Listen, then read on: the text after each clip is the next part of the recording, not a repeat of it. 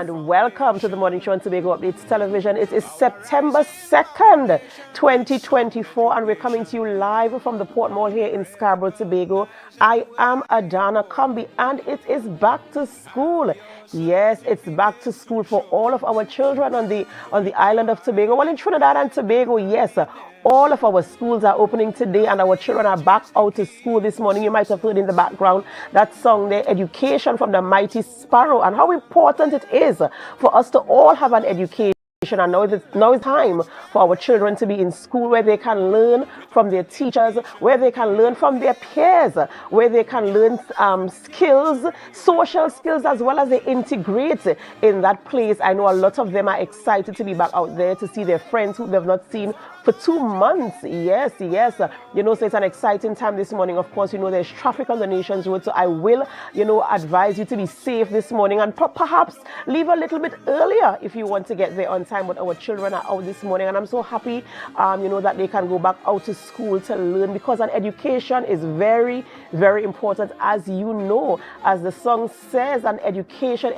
Every boy and girl should have an education to be recognized anywhere in the world. You have to have a certificate to show, and if we know the way the world is going now, of course, you must have your certification if you want to be gainfully employed or even create an opportunity for yourself. You must do some type of learning. Education is important. So, happy back to school for all our boys and girls in 57 of our schools here on the island of Tobago. We say happy back to school. We do hope that you enjoy your day today. And, my thoughts for today is that you have a wonderful day. Yes, you get to see your friends, your teachers. Some of you are going up to new classes.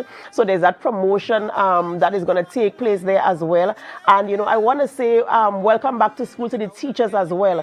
I know you might have been preparing over the summer vacation, to ensure you get all the things that you need to line up for your students. I know some teachers go above and beyond. When you look on social media pages and you see what the classrooms look like, some teachers might have spent a lot of time in their schools ensuring that their classroom is ready for their students. So I want to say, congratulations to you as well, and happy back to school Monday for all of you teachers, students, and parents. I know that you are happy also to know that your children are going back to school safely, where the teaching and learning experience can resume. So we look forward to seeing photos, and videos from our viewers as they send their children back off to school this morning. And we do hope for a wonderful, wonderful first day back to school. Of course, an exciting program for you this morning, and we're so happy that you chose us today to be a part of your morning routine this morning, whether you are getting ready for back to school, for work, whatever you're doing this morning, having your cup of tea. We're so happy that we can be coming to you this morning with the morning show. But before we get into all of our conversations, we head on over to the news in 90 seconds. Thank you, Adana. Here is your news in 90 seconds for Monday, September 2nd, 2024. Division of Education, Research and Technology Secretary Zarisha Hackett, in a media release, highlighted the Executive Council entrusted EID CUT with managing the school repair program for the second consecutive year, reflecting confidence in their capabilities. With a $20 million budget focused on addressing health and safety issues to ensure a secure environment for staff and students. The repair work was prioritized based on feedback from principals and divided into 2 phases: critical health and safety concerns first, followed by less urgent issues. All 57 school plants are expected to reopen today with ongoing monitoring. Regular updates have been provided to stakeholders like tutor for transparency. Up next, Minister of Energy and Energy Industry Stuart Young will serve as acting Prime Minister for the second time as Prime Minister Dr. Keith Rowley travels to the United States for medical tests. Dr. Rowley informed the public of his planned trip during a post-cabinet news briefing last Wednesday. Rowley typically undergoes annual medical checkups between June and August and had been postponing the test but decided to take the opportunity now. And finally, 24-year-old Rolisa Cook from Lowlands, Tobago, tragically died after being struck by a black Volkswagen sedan vehicle while attempting to cross the Claude Noel Highway near Agostini Insurance Broker. According to police report, the incident occurred around 7:45 p.m., where a 25-year-old driver traveling west with a passenger saw Cook in the middle of the road and tried to avoid by swerving, but due to poor lighting conditions, he was unable to do so. Cook froze in the place and was hit, leading to her being thrown to the southern side of the road, where she died instantly. And that was your news in 90 seconds. Thank you, Brianna, for our news there in 90 seconds. And of course, very unfortunate incident happening there over the weekend. And, we say condolences to the family of the deceased. Yes. Brianna, it is Monday morning, and I like your vibrant color this morning, bringing us out of the weekend. So many things happening over the weekend. We had our independence celebration, 62nd independence celebration there. And, a lot of activities on the island. Were you able to participate or observe the parade or the fireworks or any part of it? Well, I only got some opportunity to observe the Independence Parade via social media. I wasn't able to attend the parade and as well as the fireworks. And I heard some mixed reviews with the display of both the fireworks and the parade. But for me, I always try to look for the positive, the good. Yes. I like the feel good type of thing, especially when we're celebrating our island, when we're celebrating our wins. Yes. And I was happy to see, especially my little children in the neighborhood, so excited to see the fire trucks and all of the displays. And what I want us to take away from this, let us not just wait until our independence to show that patriotism and that, as we call it, our national pride. Yes. I really want us to focus on how can I contribute to improving our community. And as I talk about that, let's talk about Jamel Morton. I'm sure you might have seen the video over the weekend. Yes. Jamel Morton is known for going into communities and finding persons who are, less fortunate and trying to surprise them with tokens. He's even been on the streets. There was some time he was giving away stuff on the streets one day, and this is Jamel here finding a father, a single father in Trinidad, San Fernando, Trinidad. Yes. And when you look at the living conditions that this man was living in, he has a daughter who is disabled, and he's taking care of his family, doing what he's supposed to do. That's his daughter there. I think he said she's 18, she's going on 18 this year. And this story, it brought a little tear to my eye. I know most persons who was watching it as well, to see that we still have good people out there. Though some may say the government not doing, or we the individuals not helping out, there are still good Samaritans out there. That's right. And, it's something that we really need to support. And, I want to challenge the corporate society as well. As you mentioned that the government isn't doing anything. People complain that, so many things aren't happening. And, I want to challenge the corporate society, and I want to challenge every citizen of Trinidad and Tobago. If you are able to help just one person, let us put ourselves aside for a little moment and just think,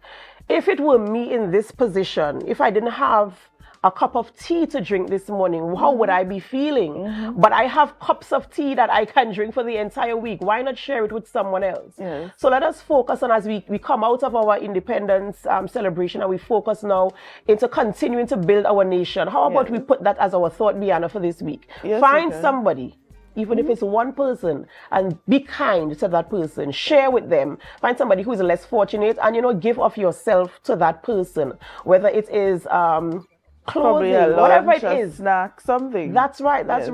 Share. A little goes a long way. That's as the right. father would have mentioned in the video, he said a little goes a long way. He said nobody ever had done anything for him, and this was something that it was mind-blowing. He didn't even know how to comment, how to say thanks. Exactly. And that is the overwhelming feeling people get when you are kind to them, because some persons are not really used to, being treated kindly, unfortunately. And so I want to say congratulations to Jamel. Yes, and his team. His team is a good team as well. So congratulations to them as well. That's right. So all the very best there. And we look forward to you helping someone along the way as the week progresses. Yes. All right, Brianna, thank you so much for joining me on set this morning. Ladies and gentlemen, it's Monday morning and you might be wondering what's in my cup. What's in my cup is sponsored by LCJ Delights. This morning in my cup is moringa ginger tea. Yes, and if you want to have your tea, of course, you can check out the LCJ Delights. They provide tea, they provide porridges, they provide flour for your waffles and your pancakes, all locally made here on the island of Tobago. Of course, your mixed premium nuts, all types of delights coming out from them, so you can check them out. It's that time of the morning when we say happy birthday and celebrate with those who are celebrating. It is our birthday shout outs.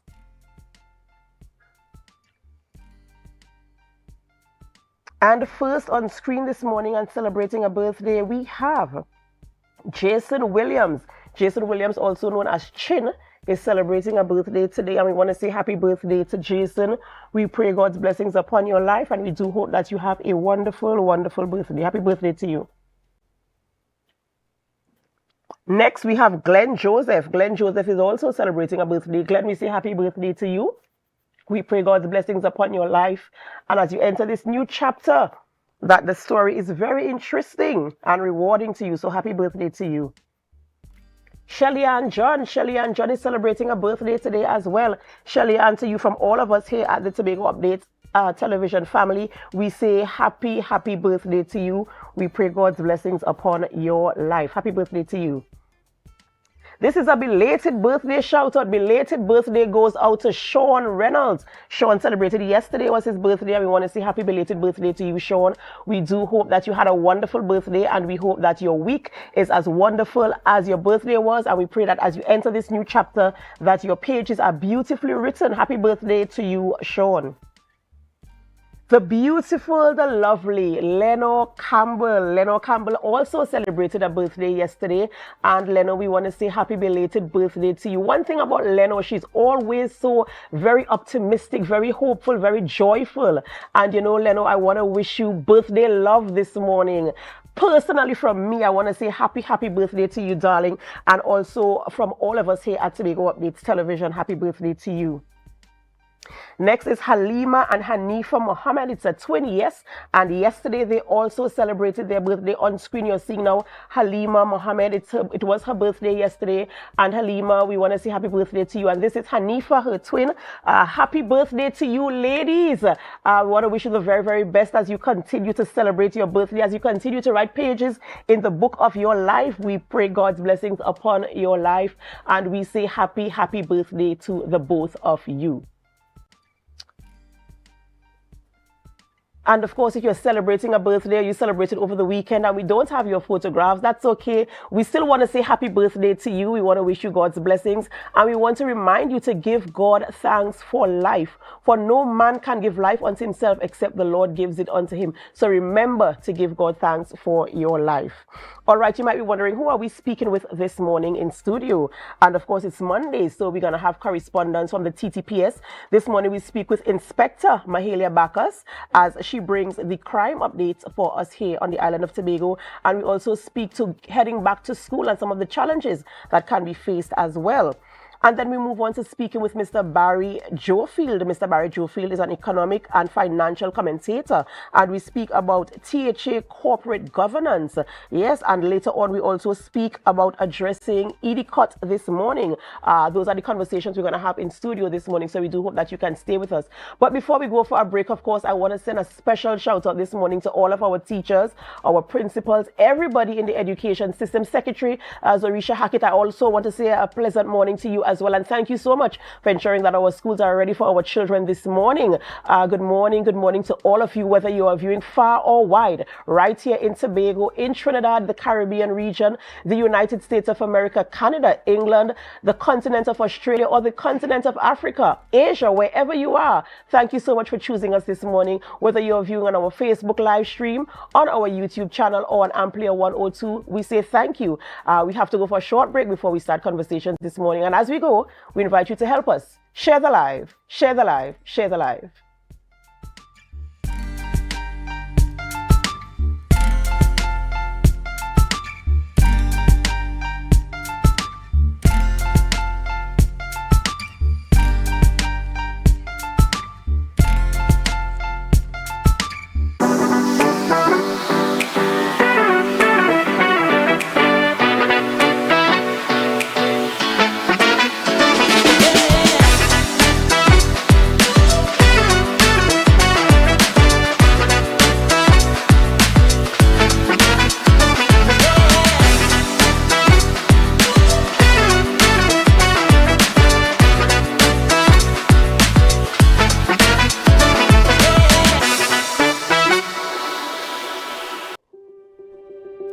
you ready to optimize your wedding business for engagement season and book more clients? Refine is the place to be. Refine, the Wedding Business Summit. Saturday, 14th September 2024 from 9 a.m. Pigeon Point Heritage Park, Tobago. This premier event is designed specifically for Caribbean wedding industry professionals. Gain expert insights, practical knowledge, and valuable connections that can help you thrive in the destination wedding market. Register now at refinesummit.com. It is time to refine. Refine, the Wedding Business Summit. Get insider info, advice, and insights from local, regional, and international players in the destination wedding market. Refine, the Wedding Business Summit. Saturday, 14th September 2024, Pigeon Point Heritage Park, Tobago. It's time to refine.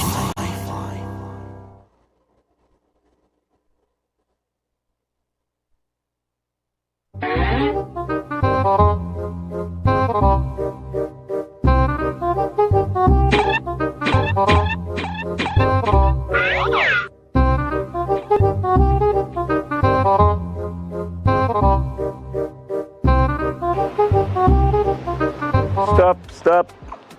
You don't have to sneak in. You don't have to sneak. Pigeon Point Security, we have an access pass. You don't have to sneak in. What access pass is that? The new Pigeon Point Breaking Beach access card. With this card, you can get free access to Pigeon Point, a free umbrella, and a free chair. So make sure you get your Pigeon Point access card. I can get that? Definitely. This is your access card, so you can now go into Pigeon Point. Okay.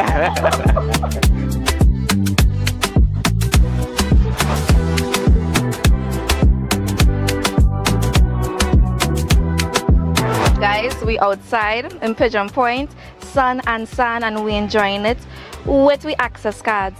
All social media links to Youth Voice and Pigeon Point would be tagged, and stay tuned for it.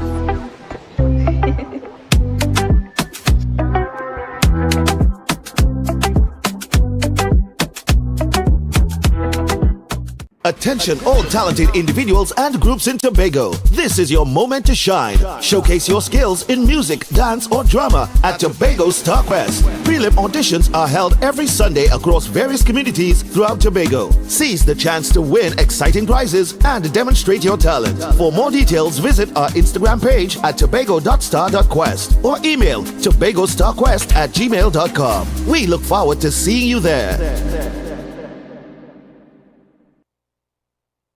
Rotisserie, mouth-watering fries, salads, combos, and specials galore. Feeling for something to eat? Come and see. Our rotisserie is seasoned to the T. Kicking chicken, masala, and jerk roast. Crispy fries made from scratch. Who do you know can beat that? Or salads freshly cut and packed. When you taste it, you'll be wanting to come back. So come check us out on number 2 Robinson Street, Uptown Scarborough, Tobago. We open on Saturday nights from 7:30 to 11:30 p.m. Monday to Thursday, we're open from 10 a.m. to 9:30 p.m. and on Friday, 10 a.m. to 4:30 p.m. Contact us at 772-7443 and all social media handles at The Rotisserie Factory.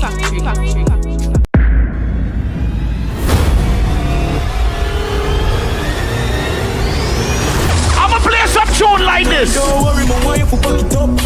Make me happy whenever you fuck it. So me you're very hard, fiesta, fun, This one is for the people and them who don't care what nobody else have to say about them. Them none of cash, broke what you have, what you know about. It's too early for that. You are the good on. They do but turn enough 9-9. Girl, go to club, can't lie. Nice. Who's the one friend can drink all the alcohol no matter what? Put a bottle and spoon and a cup in my hand and I'm winding up on me man. Dream.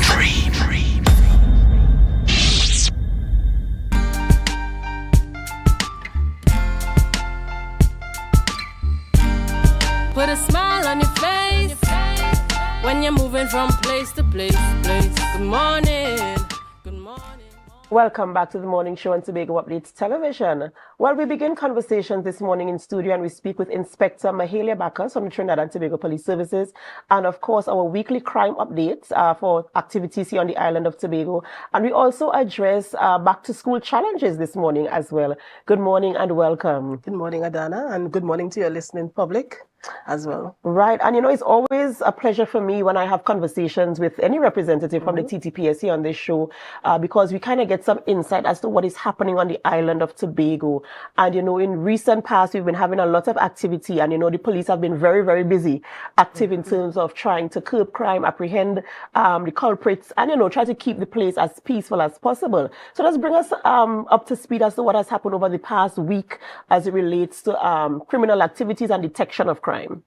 Okay, so first of all, I just want to say over the Independence weekend, we had a crime-free weekend, which I'm very happy that the persons in Tobago were well behaved. We had the parade on Saturday morning, as well as the fireworks in the nighttime. There was even a regatta at the Esplanade area, and we had no reports of any serious incidents or anything like that. So I want to say congratulations to the general public for having a good weekend this weekend. Overall, I know there was an incident in Goodwood. It was a buzz on the social media where there was an incident involving a shooting involving a police officer. He was in the process of effecting an arrest. He's on vacation leave, but he's still doing his duty because even though we are on leave or we are off, we are always still working as police officers. And he was effecting an arrest on someone who was using obscene language, and other persons intervened and got involved, which resulted in the shooting. But it is being investigated at this point in time, and the police has 2 persons in custody. I want to shout out to Sergeant Stewart as well. He's resting comfortable, and to let him know that the service is there for him. I want to get something clear. You mentioned that the officer is on vacation. However, he was effecting the arrest. And I want for the clarity for myself and for our viewing public that even though a police officer is on vacation, he still has the authority to make that. He still has that authority because he's still a police officer. He's still a member of the Trinidad and Tobago Police Service because he would have also called for assistance at that point in time. It's similar to a doctor being on vacation and still if a situation arises, they still have to intervene. Right. So I just wanted to make that clear to our viewers this morning. So tell us now about in terms of, all the happenings that happened over the past couple of months. Yes. Where are we in terms of investigating these matters and, of course, again, putting things in place to ensure that the place can remain. Because I, too, am happy that the Independence weekend was, incident-free. And we want to continue in this vein. I don't want there to be, surprises that kind of out of control. So where are we in terms of managing the situation, as it were? Right. So at this point in time, a lot of the matters that took place are under investigation at this point in time. The Homicide Investigation Bureau, led by Acting Inspector Joe Field, they are actively pursuing a lot of those homicides that we received over the period of time. But I want to encourage the general public that in order for this to come to a stop, they have to work with the police. There are several things that people need to do, one of which we have to stop tolerating and encouraging persons who want to engage in some of these illegal activities. We know the persons who have the firearms. We know the persons who are dealing with the drugs and so on. Reach out to the police. There are so many ways even if you don't want to talk to somebody directly, that you can send the information so that we can deal with these persons. If you look at the crimes that are being perpetrated, the majority of them are being perpetrated using firearms. And a gun can't fire by itself. Somebody is using it. Then we have the proliferation of gangs in our communities now. People are carrying numbers on them. Sometimes even a lot of young children are joining these gangs.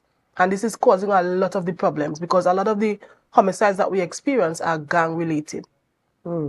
And so again, of course, it takes a community, the community efforts. And as you rightfully say, sometimes we are aware, or even sometimes maybe you might see somebody strange in your neighborhood or strange activity happening in your neighborhood. I think it's something that we should report, especially seeing how things have been happening over the past few months here on the island of Tobago. So I too will want to join with the TTPS to encourage us, if we see something, say something. And of course, as Inspector said, there are ways that you can report anonymously. There's 555 tips. There is, tell me some of the numbers. You can call 999. that goes directly to the police. It could be transferred to the Tobago. We have the different numbers at the station. Scarborough 639-1200. 211 as well. You could call in Tobago and leave information, and it will get to the police. Absolutely amazing. And I do hope that, as you continue to, because the TTPS has a lot of work to do, especially in the Tobago space. Because, Tobago is a space where we are used to feeling safe and secure. And, back in the day, I know things have changed. I know time has evolved. But back in the day, you leave home and you didn't lock your front door. You don't have to worry about anything, because we were safe then. Things have changed, yes, I know you have to be a bit more cautious, but the TTPS has a lot of work to do, so I do hope that, we come together as a community to assist so that we could get to where we want to be safely. And, we want to talk now, we want to shift gears a little bit. Our children are back out to school today. And so a lot of things are happening in this space. We have movement now of children. We have some of them having to use public transportation.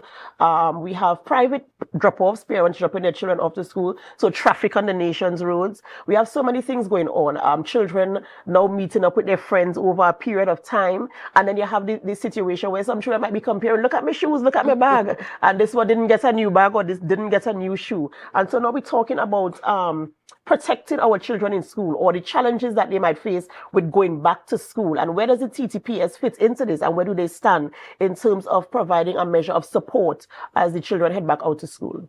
Well, in relation to school, I want to say to all the tiny tots heading out today, the anxious parents, it's always a good thing, children going out to new schools today.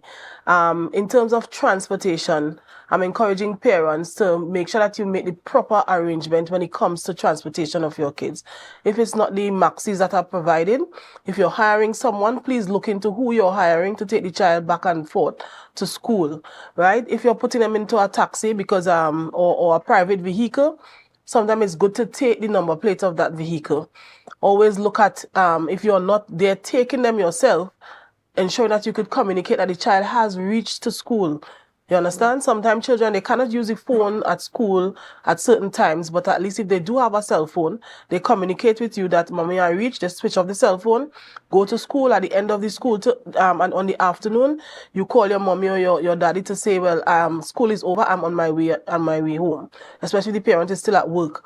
They get home, contact you to say that I'm at home. This is important because we don't want anybody turning up missing and then you don't have the information as to the car, where you dropped off the child or where you took the taxi from at the point in time and that kind of thing. So you need to make the appropriate arrangement for the child to get to school. I'm also encouraging parents to be very active with the PTAs at school. I was privileged over the weekend on Friday to be a part of my old school, Golden Lane Government, with the PTA and the alumni. They did a back to school distribution of stationeries and school bags and so on. And I felt really proud.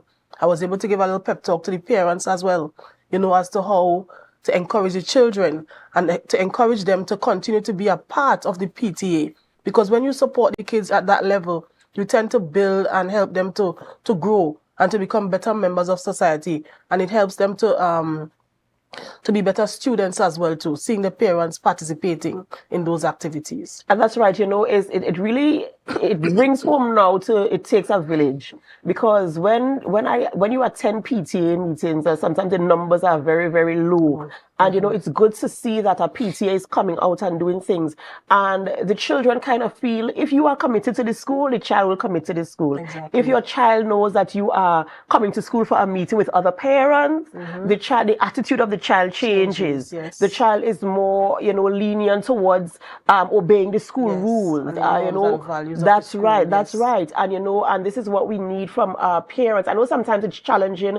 You might have other things, whether you are working overtime. You yourself as a parent might have extra classes or other responsibilities, but a PTA meeting is held probably once a month. Exactly. So the extra effort to ensure that your presence are visible for your child to see that you're supporting the school. And some children, when they see their mommy or daddy coming up to school, it's like, oh gosh, your mommy coming up to school for. So you have that measure of respect for the school when you are turning up there. I also want to mention that something of importance when it comes to the children is to monitor their online activities, right? I spoke about the cell phones earlier. Some of them, they have tablets and so on. parents don't sometimes pay attention to what their children are doing online. Sometimes they join groups that they're not supposed to be in and participating with them. They're on social media, such as Facebook, Instagram, and that kind of thing, posting photos of themselves, which could lead to them ending up being victims later on. So we have to be careful, because it starts at home, and then it ends up with them in their school clothes, thinking that they are going to school, and they're not going to school because of the online activities that they participate in. So parents need to pay attention to their child's online activities. That's right. And in closing, Inspector, I want you to give some closing remarks to our teachers, our parents, and our students that are, back to school today. Because at the end of the day, we want to have a perfect back to school day, first day of school, yes. And we also want to have a good term. We want children to behave, we want parents to be present, and we want that measure of support also for the teachers and the teaching staff in school. So in closing, what would you like to say to those groups of persons? What I would like to say to them is that if we work together, we could have a lot done. Teamwork makes the dream work. So parents, work with the teachers. Teachers, you also need to look at the situation some parents may be in, and try to be as emotionally intelligent as best you can to their conditions, their situations, and to support them as well too. Children, listen to your parents. Children, you need to be careful on the roadway. All that you do, parents as well, to monitor your child's activities, what they do, where they are, that kind of thing. So if we all work together, we will have a wonderful first day and continuing. Absolutely, absolutely. Ladies and gentlemen, we're speaking with Inspector Mahalia Bacchus of the Trinidad and Tobago Police Services, and we're talking about back to school, the safety of our children, and, hoping for the best for our first day back out to school today, and of course, for the rest of the term. She also brought some updates as it relates to crime here on the island of Tobago, and of course, encouraging communities to come forward and work together with the TTPS as we restore Tobago back to its peaceful self. We have to go for a short break before we continue conversation this morning. And as we go, we invite you to help us. Share the live, share the live, share the live.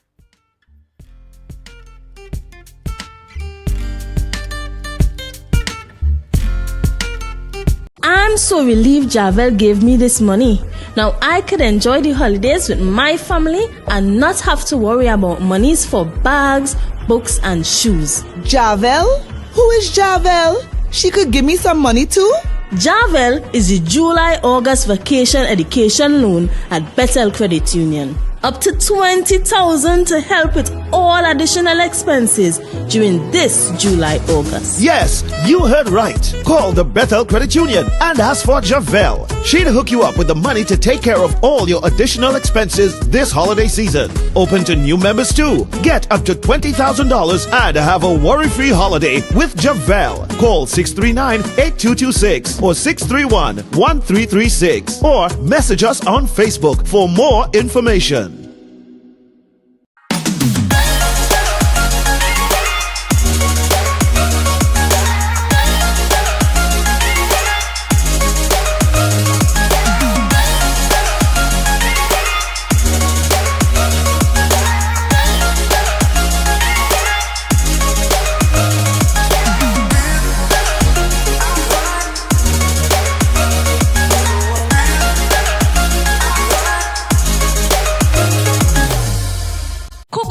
Cafe, the buffet restaurant that specializes in all your tasty local dishes. For breakfast and for lunch. Breakfast includes coconut bake and sada roti, served with chokers, bull joil, and sausages in tomato sauce. Not forgetting beef and cheese pies, shepherd's pie, macaroni pie, and rice in various styles. Meat served in a variety of flavors, garden salads, and pasta salads. All this accompanied by fruit juices, coconut water, your choice of a great combination to appease your taste buds. So call us today to order, as we are here to accommodate your busy schedules or if you are having a cooking day off.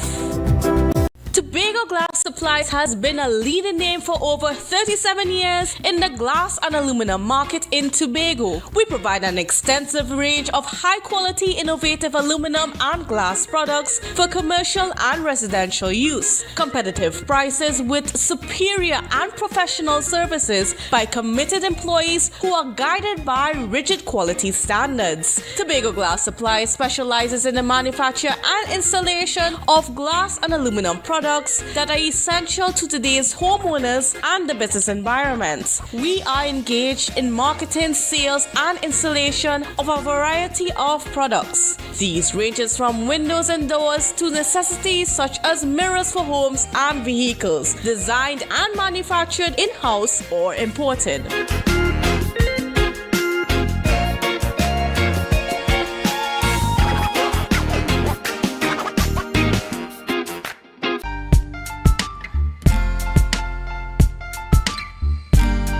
Put a smile on your face when you're moving from place to place. Good morning, good morning. Welcome back to the morning show on Tobago Updates Television. I am Adana Kumbi, and I thank you so much for staying with us. All right, we continue conversations this morning, and right now we head on over to speaking with Mr. Barry Jofield, and he is an economic and financial commentator. And this morning we're talking about two specific topics, and we're going to start off by speaking about THA and corporate governance. Good morning, Mr. Jofield, and welcome. Good morning, Ms. Combi. Good morning, Tobago. Right, it's a pleasure to have you on this morning. And before we get into our conversation this morning, of course, talking about the topic of corporate governance, for the sake of our viewers, let us put a definition to what we mean by when we say corporate governance. Okay, well, I guess basically we could break it up into the two aspects of the name. Corporate meaning business, and governance meaning how you operate this business in a way that gives confidence to the stakeholders that are concerned with this business. So in simple terms, how you operate a corporate entity in a way that provides trust and gives confidence to the stakeholders in a particular business. All right, and your position is that there are challenges in terms of that relationship with how we operate here in Trinidad and Tobago, and primarily in the Tobago space with the Tobago House of Assembly? Yes, I am very much of that opinion. And I just wanted to put this into context. Tobago is starved for developmental capital, and I'm submitting that we would not get that developmental capital from Trinidad. I'm submitting that we would have to get that developmental capital from external sources to Trinidad. And what we do in terms of corporate governance will dictate whether or not international organizations, investors find confidence in Tobago and are willing to invest in Tobago. And it is in that context the corporate governance becomes critical and important, even in the context of Trinidad and Tobago, because to convince Trinidad to give you more money, then the way you operate your business must be such that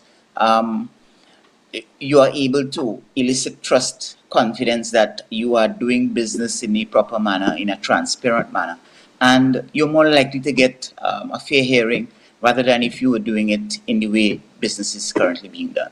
And when you talk about in the way business is currently being done, what are some of the areas you're talking about? How do you position yourself to attract that type of investment to improve the situation with corporate governance here on Tobago? All right, so let's use a specific example, which is quite topical, of IDCOT. Now, IDCOT is supposed to be the flagship for investment into Tobago, the gas sector, and into other areas into Tobago. IDCOT is managing the Manta Lodge Hotel. Tourism is a big economic issue for Tobago. You're trying to get investors to come in to manage the very Manta Lodge. You want to have port development at the very IDCOT location. All those things would require foreign capital, foreign investment in order for it to happen. And if you have the kind of governance structure that is currently in place at IDCOT, no private investor, no foreign investor is going to invest in IDCOT in those circumstances. It's clearly out of sync with what corporate governance requires. Can you speak to the structure that you're referring to in terms of how IDCOT is set up? Well, currently, my understanding is you have three quote-unquote directors. One of the directors is also executive director. In fact, the acting CEO. And that construct is a clear normal for how you operate a corporate entity, because there is no proper oversight of what goes on at IDCOT in that kind of context. As far as I understand, you don't have a chairman at IDCOT. How do you operate a board without a chairman of a board? How do you make decisions? I mean, it behooves me as to how they are functioning at IDCOT. And that is, part and parcel of what I'm referring to. You have, quote unquote, two directors. Is there a quorum? Is there a functioning board at all? How are you doing the business of Tobagonians spending millions in that kind of environment? And what signals are you sending to a potential investor who wants to invest in IDCOT, either in port development, either in the Mantle Lodge, or either in establishing further physical infrastructure at IDCOT? Joe, feel based on your intelligence, right? What is the construct? What is the correct or proper construct that this company should have, or company should have, in order to be carrying out business? Because at the end of the day, IDCOT is carrying out the business. They are functioning, and you're saying that, of course, elements are missing. So what is supposed to be, or what do you think is the correct construct for business to be done? You also alluded to accountability because of the fact that there are only two directors there, and so how do you address what are the elements that construct or make up a corporate entity that can function in a way that is governable? All right, so the first thing in this case in particular is that you need to have a separation of board and management. And there's clear commingling between board and management, because you have executive who is functioning at the level of the board as well. So that's a clear no. You do those things in a temporary kind of situation where you may have a situation where a CEO might have been fired or has left the job, and you have a temporary situation where you would have somebody acting, maybe one of the directors functioning as a CEO, but it's not a construct that you maintain, because the board is supposed to be governing the management of IDCOT. And if you have the board and management being one and the same, who is governing the management? And this is a clear no-no. So you have to have a situation where there's a clear separation between your board and your management. And if I just give you a quick analogy as to Point Lisas, I think over the weekend I saw where the CEO there was sent on leave because of some issues with procurement during his tenure or something of the sort. How does that work if you have a situation where, and I'm not saying this is the case in the case of IDCOT, but how do you have a situation where you have a CEO who is also functioning as a director and may do things that are inimical to the best interest of the company? How is the CEO to be reined in? How is accountability going to be done in IDCOT? And I'm saying you must have a situation where the board is separate and you have the management that is separate, and you can't have a board running without a chairman. It's just not how you run a board. It's simply just not how you run a board. Understandably so. Mr. Jofield, we have to go for a short break before we continue conversations this morning. This very, very interesting and important topic. Ladies and gentlemen, we're speaking with Mr. Barry Jofield. He's an economic and financial commentator, and we're speaking on the topic of THA corporate governance and addressing IDCOT this morning. We do hope that you can stay with us as we continue this conversation and we get the information and speak on the things that matter here in Tobago. We're going to go for a short break, and when we come back, of course, we continue this conversation. But in the meantime, we invite you to help us. Share the live, share the live, share the live.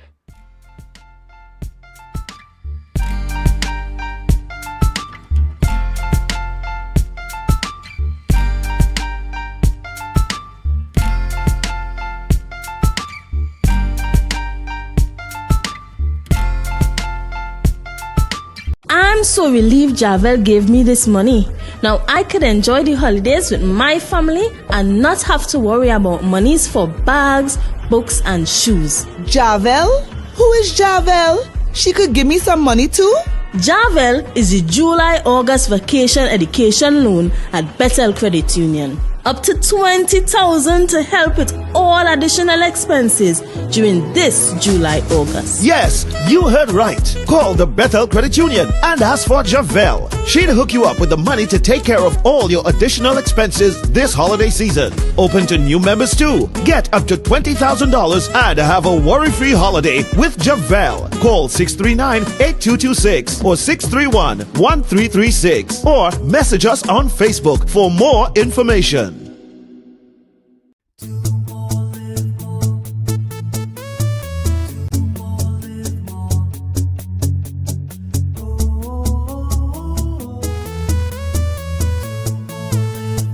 This is how it's gonna go. They better look up and look, 'cause this is your show, and everybody's gonna know. Say it to them once again. They better look up and look.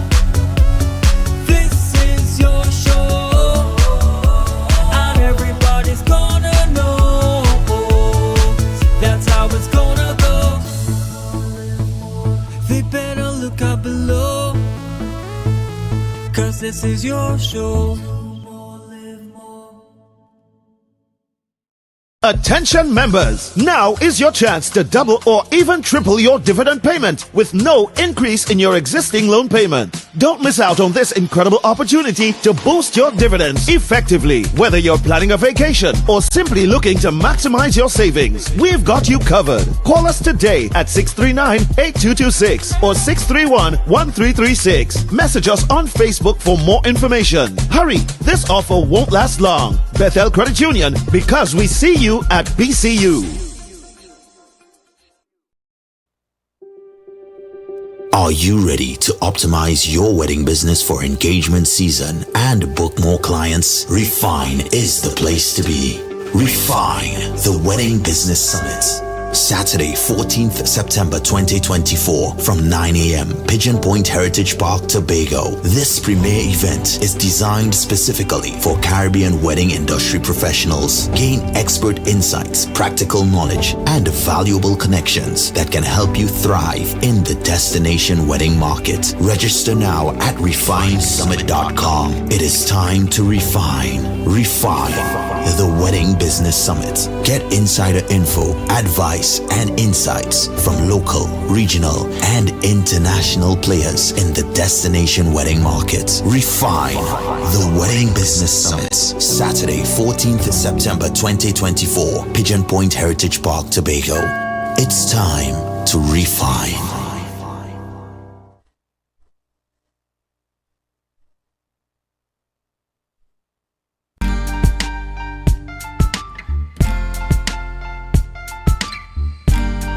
Put a smile on your face. Welcome back, and thank you so much for staying with us this morning. We're just about 7:45 a.m. So I'm telling you, it's back to school. So if you're not yet at your office or close to, you might be a little bit late this morning with the additional traffic on our nation's roads. But I thank you for staying with us this morning. We continue conversations with Mr. Barry Jofield, and he is an economic and financial commentator. And this morning we're speaking about corporate governance. Welcome back, Mr. Jofield. Thanks once again.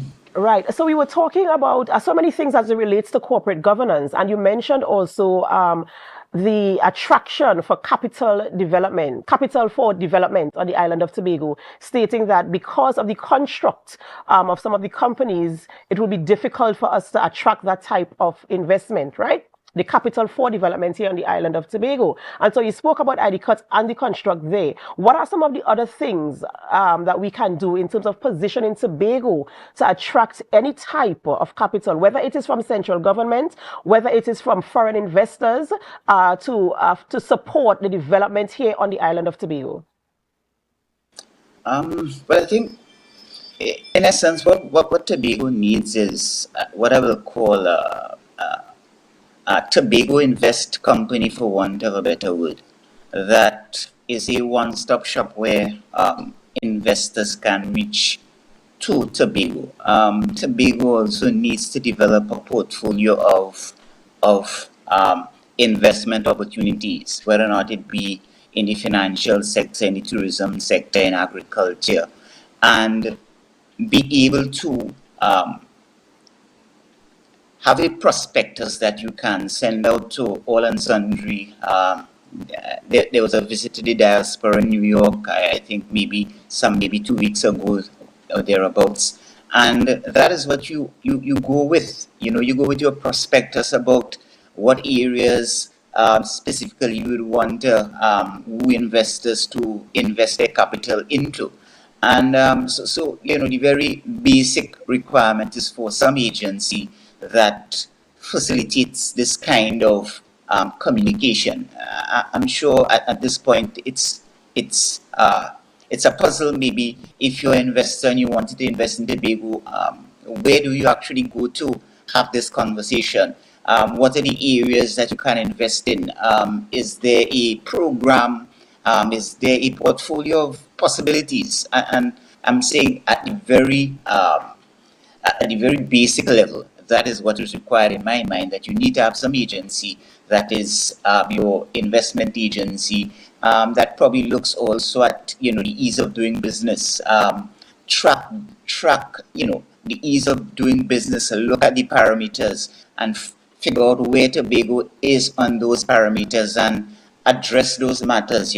How quick can somebody form a company? How quick you could get your company registered? How quick could the company begin operating? That kind of thing. You need an environment that is conducive to investment. All right. So, Basically. Mr. Jofield, you're talking about creating a hub where investors can find specific areas for investment here on the island of Tobago. Let's say, for instance, you are given the responsibility to construct this hub and to create this portfolio that you're talking about where investors can look, a one-stop shop for an investor to find an opportunity to inject some type of capital here on the island of Tobago for development. You mentioned tourism and agriculture. Have you identified specific programs or initiatives that are being done by Tobago or can be done because Tobago is ripe with opportunity? Have you identified any such thing that can be done on the island of Tobago to literally attract, because you talk about the basics. We want to get into the details now in terms of attracting an investor to say, oh, this is an absolute amazing opportunity for an investment here on the island of Tobago? Well, yes, I have some clear ideas about it.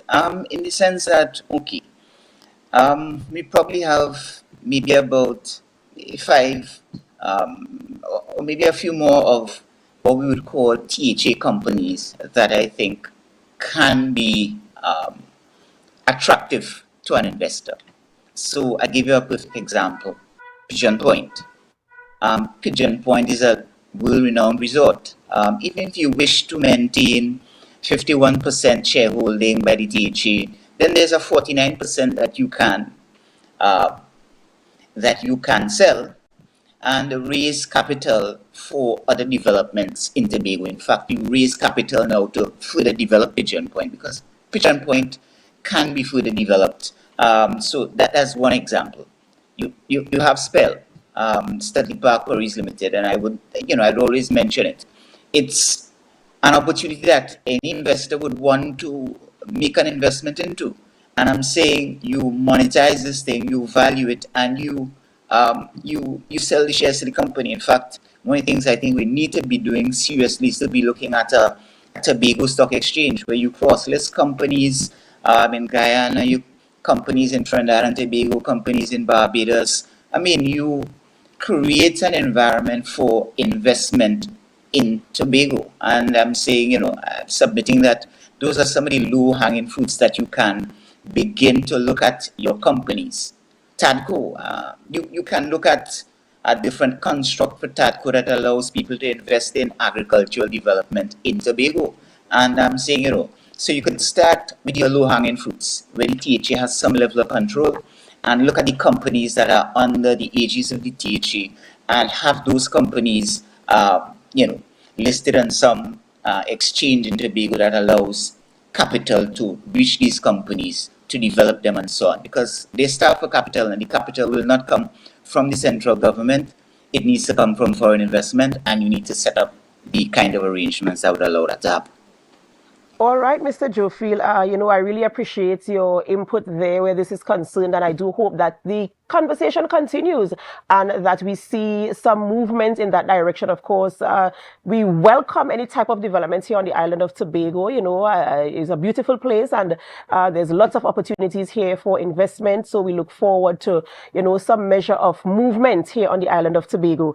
Ladies and gentlemen, we've been speaking with Mr. Barry Jofield, economic and financial commentator, speaking about corporate governance, the relationship between the THA and corporate Tobago as it relates to attracting investment here on the island of Tobago. Before we go, Mr. Jofield, is there anything you want to say in closing? What I want to say in closing is that, listen, we need to tone down on the political rhetoric and look at Tobago just being the island, as you mentioned, of opportunities where people can invest. Because the corporate governance issue is not a new issue.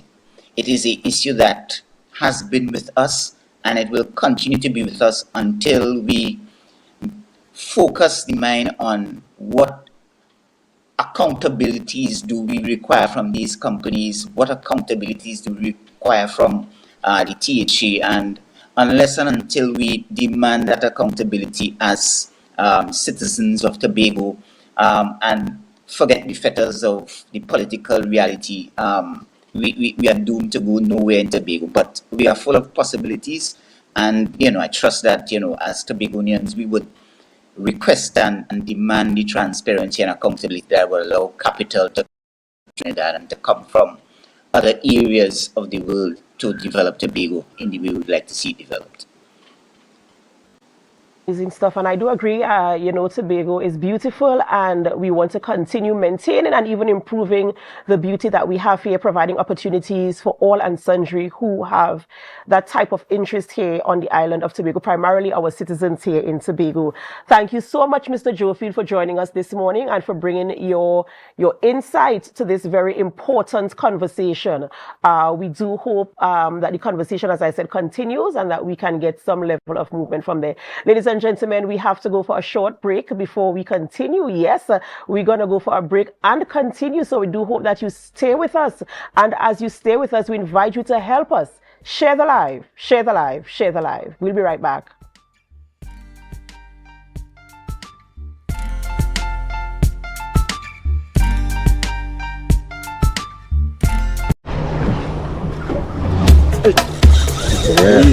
Go in. You have to stop it. You have to stop it. Welcome to my kitchen, guys. You have to stop it again.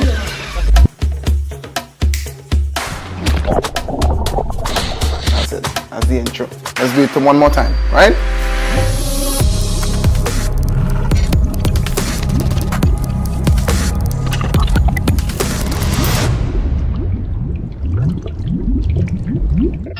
MI4 Security Services Company is the most advanced security service in Tobago. Ask about our cash and transit service. It's safe, risk-free, reliable, and timely. We provide safe banking delivery for all business types and sizes with highly trained staff, 24/7 monitoring, coordinated emergency response, and a well-maintained fleet of armored vehicles. Contact us at 660-7723 or visit our website at www.mi4securitytt.com to sign up today.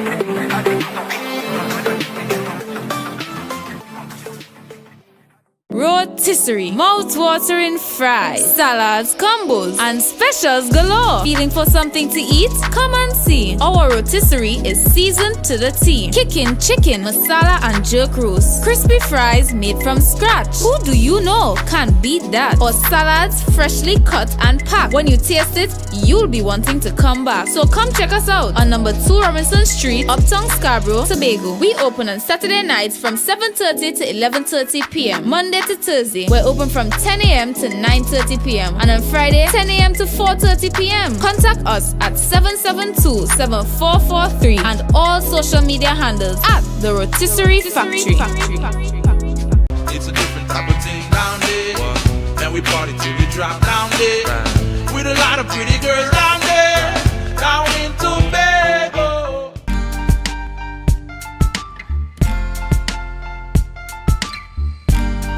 Put a smile on your face when you're moving from place to place.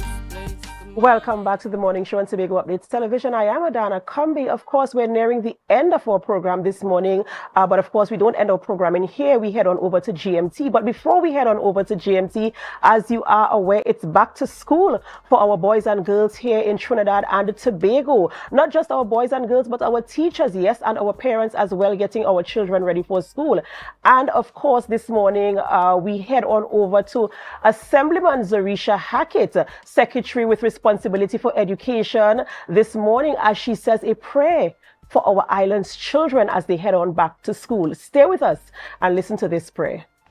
Dear merciful Creator, as we step into the 2024-2025 academic year and a brand new term, we come before you with grateful hearts, seeking your guidance, your wisdom, and your grace. We lift up our beloved schools here in Tobago, every principal, every teacher, every student, and every parent. Lord, bless this new beginning that this academic year brings. Whether students are entering ECCE, primary, or secondary school, we ask that you fill them with enthusiasm, with courage, with a thirst for knowledge. For our dedicated teachers and principals, we pray for strength, patience, and the spirit to shape the minds and hearts of our students. May they be beacons of wisdom, compassion, and service, guiding each child towards a bright and promising future.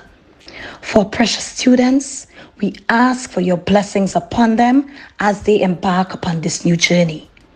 May they embrace every opportunity with excitement and pursue their dreams with steadfast determination. Remind them, Lord, that success begins with the courage to dream and the will to act upon those dreams. Empower them to believe in themselves and to strive for greatness always. For our supportive parents, we pray for your grace to fill their hearts. As they stand by their children today and beyond, may they provide the love, encouragement, and support that is essential for their success. Help them to work hand in hand with their teachers to create a nurturing environment where every child can flourish. Lord, we ask that you watch over us all, granting us hope, determination, and the spirit of unity. May this academic year and this new term be filled with growth, discovery, and achievements. We place our trust in you, Lord, knowing that your guidance and your protection can enable us to overcome any challenge and reach new heights. We offer this prayer in faith with heartfelt gratitude for the journey ahead. Amen.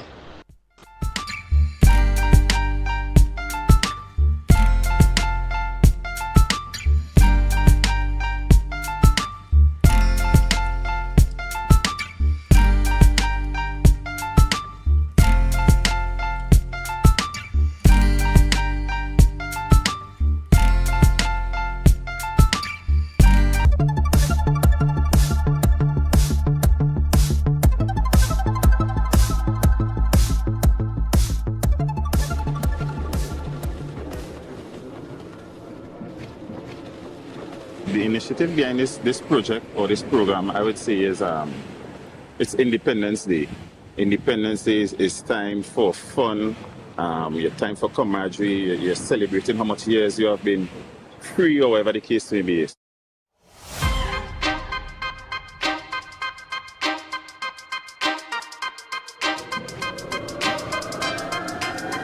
I think after the parade, I think everybody should come down and enjoy themselves and have a day celebrating our freedom. All enjoying the festivities. Yeah, you're talking about. I look at it as something that we can have like July 4th in America, a day of celebrating. So it's not just about boat racing, it's about families and fun, children coming with their parents and coming together and having a fun day. And while having fun, experiencing freedom. We have boats from all over. Of course, there'll be pirogue races, there'll be speedboat races, and there'll be power races. We're supposed to have a contingent from Trinidad. We call them the Boeing Spec class. We're still having conversation on how we could, make it suitable for them to come and race. But added to that, we should have that class from Trinidad also. We are in conversation also with the Trinidad and Tobago Air Guard. Because it's independence and because there are families coming out and there would be children, we are having a flyover so that the children would enjoy seeing a plane running behind the boats and stuff like that at maybe a lower altitude. And may I say normally, when you're talking about boat racing, people don't get to see the boats up close and personal. It's always hundreds of meters away, they'll be racing right in the shoreline. We'd have bouncy castles, we'd have novelty events, might have swimming race, there might be jet skis, we're trying to get dragon boats on board and stuff like that. So it's a day full of events. We're trying to keep it in town and next part of the initiative also is building back Scarborough, our capital of Tobago. Just saying to Tobago, after the independence, we have a fun day packed for you guys. Right after the parade, come down to the Esplanade and have some fun with us. Come and see boats racing, come and see planes flying, come and see drones, come bring your kids for bouncy castles and other games, or whatever the case may be. There will be toys, there will be food, there will be drinks, there will be music. So just come down and have a fun day with us. That was a production of the Department of Information, Office of the Chief Secretary, Tobago House of Assembly.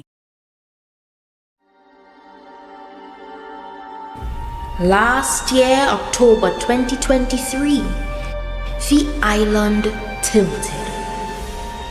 The peaceful bliss of sea, sun and sand was transcended as we took to the streets to revel in paradise.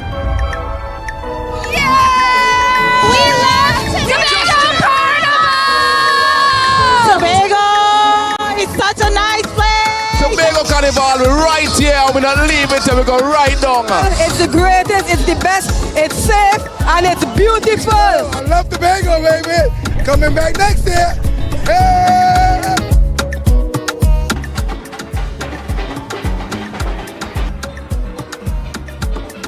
Playing pan on the streets is a magical experience. When the band strike up, it's rhythm, steel and powder.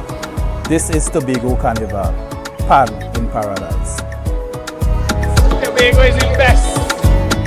Tobago Carnival is the new home for the legend of Calypso.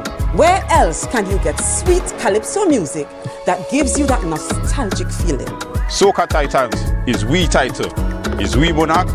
We built artists from scratch who can perform with the best. Real titans of soca. When last you've been to a party, plenty women looking so nice. We must be in paradise. This year, ritual takes on new space and dimension. Traditions will be reimagined, breaking free and taking on new meaning on the road. I love the energy! This year, the revelry is bigger and better. More colors, more meaning, great packages for the masqueraders. Tobago Carnival is freedom. This year promoting safety in all events for Tobago Carnival. This year promoting whining, not minding people business. This year promoting clean fun, security and freedom. Freedom to be any version of yourself that you choose to be with love and safety. Here, you have permission to be you, uninhibited and free. So what you waiting on? This year, this October 2024, experience the ritual, revel in paradise, release yourself.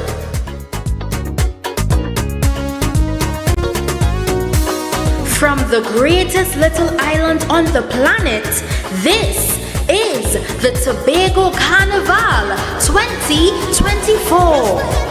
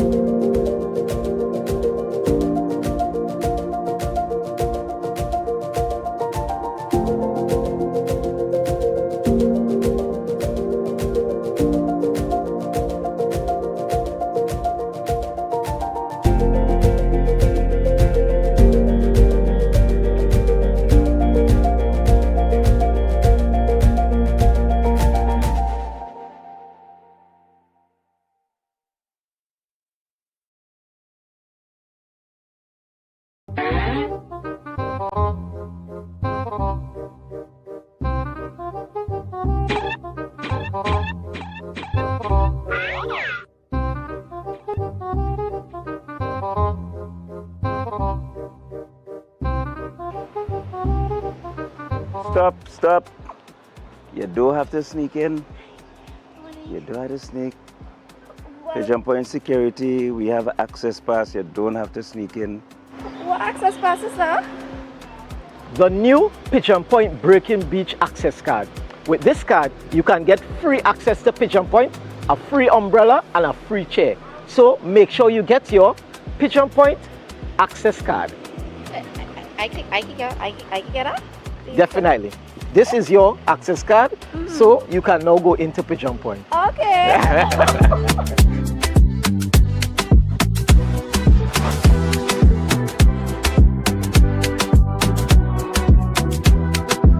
Guys, we outside in Pigeon Point, sun and we enjoying it with we access cards.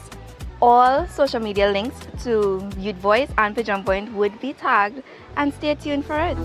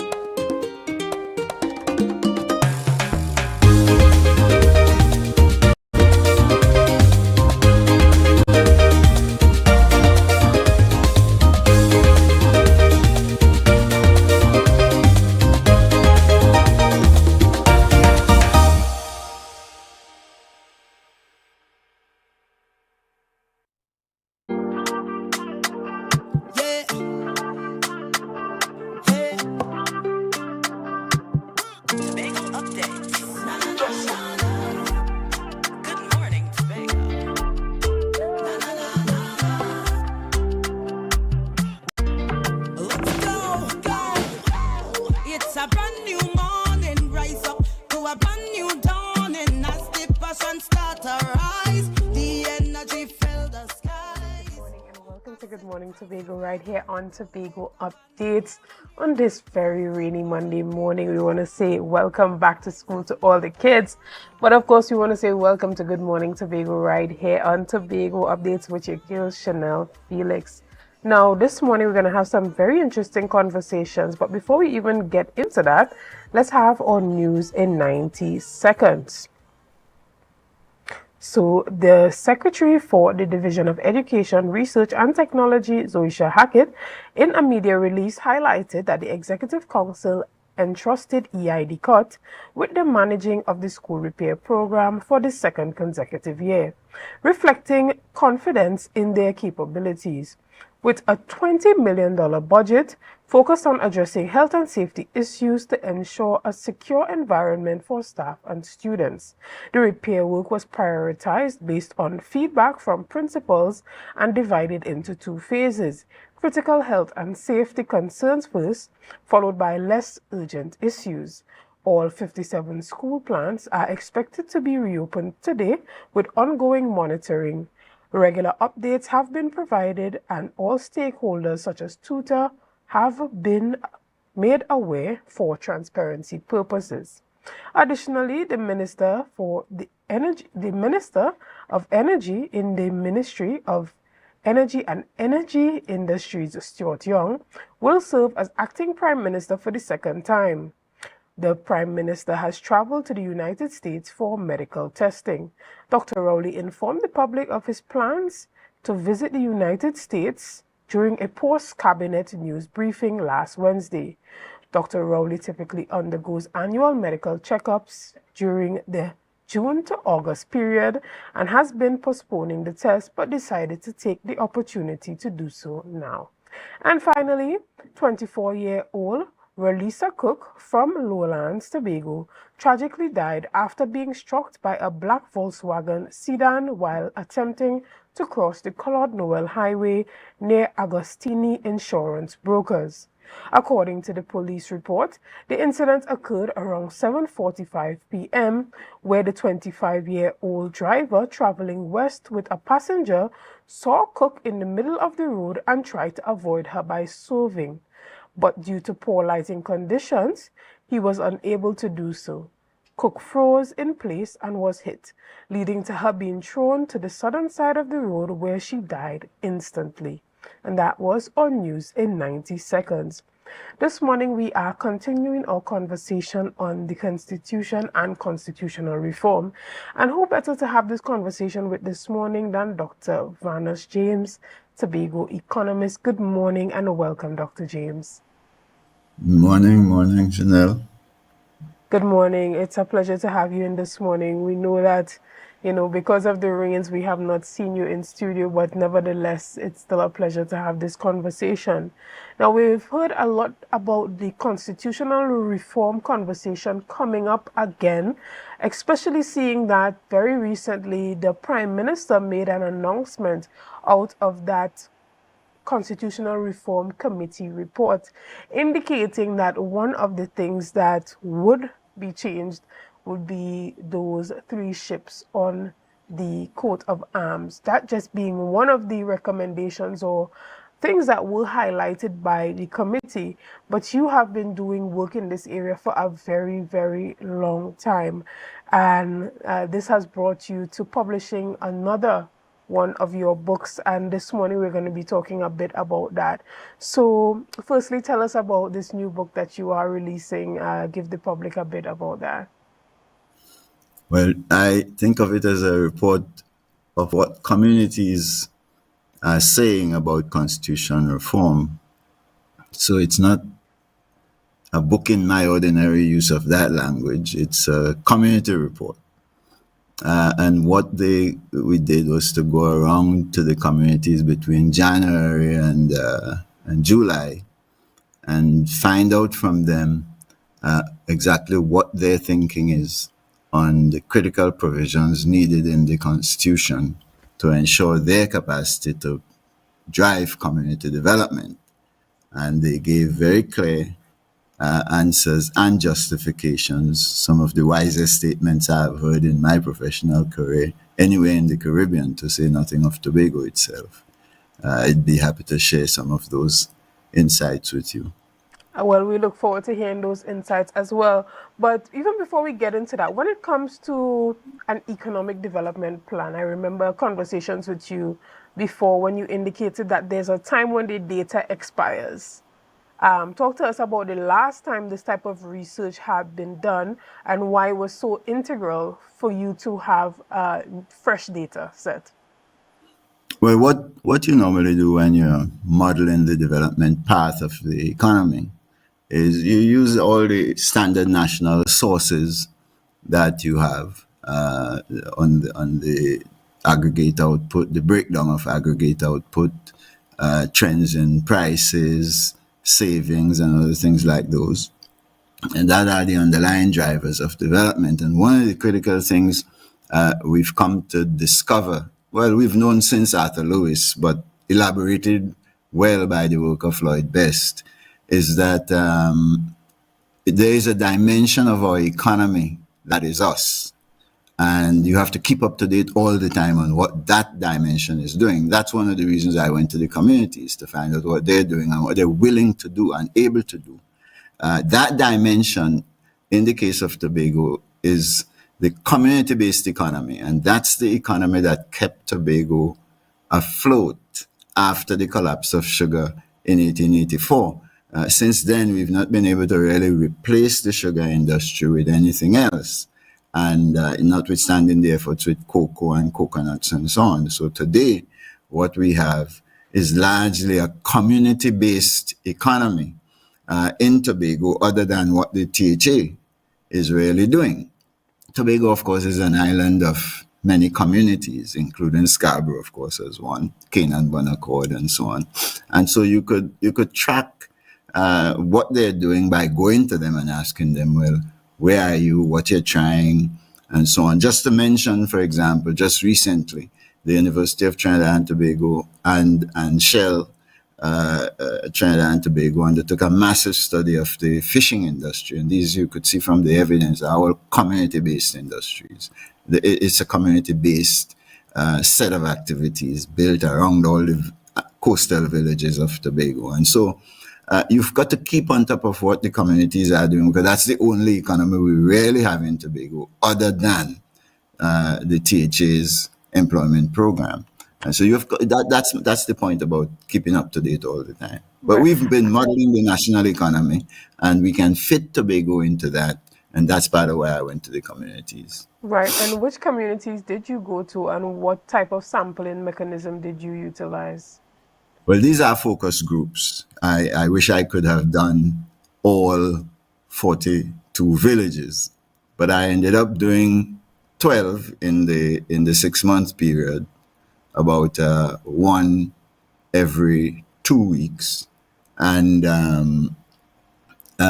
we got about, in some villages, you have focus groups of 23. That's a big focus group. Standard focus group sizes would be 10 to 12 persons to give them time to explain what they're saying. We did, the smallest we had was somewhere in John Dial. There was about 9, 10 persons, but we visited Hope, Mason Hall was the start, Castara, Canaan Bonaccord, Georgia, and so on, Roxborough, Lance for me. We tried to find a good balance of all those. It's not random sampling, it's focus group selection. Random sampling is a whole different methodology, but the focus group methodology is very important from its style, meaning you get the understanding of what the respondents are saying, and at the same time you are able to represent what communities as such are communicating about what they desire. That works on a scientific basis as well. All right. And tell us a bit about some of the questions that were asked, and as you indicated earlier, some of the insights that you received from, your research in the communities. Well, the most basic question of all, of course, is what do you mean by community development? Because the modeling that we're doing of the national economy tells you that one of the critical development drivers of the economy is the community-based economy, what Lloyd Best called the residential sector. That's us. That's the part of the economy we built from the Sunday plots of slavery all the way to today. That's where we developed our language, our foods, our culture of engagement with one another and with strangers. When I was young, strangers were top priority in Charlottesville. When strangers come, they get the best of everything: food, culture, everything. So we developed a whole music, housing stock, a whole range of elements that represent an economy. Capital goods on the one hand, consumer supplies like agriculture and fishing and so on the other hand. And so that's a critical driver of every economy across the Caribbean. The thing is, you go to them and you ask, the first question I ask is, what are you doing with your community development? What is the community trying to do? And the farmers came and other people like those, and they told us, this is what community development means for us. In every community, we got a clear answer to what they're talking about. And that's the first part of our report. And then we asked them, well, okay, if you're going ahead with this business of community development, what do you want to facilitate continuation of that activity to drive a critical sector for our economy in terms of a share of the national budget?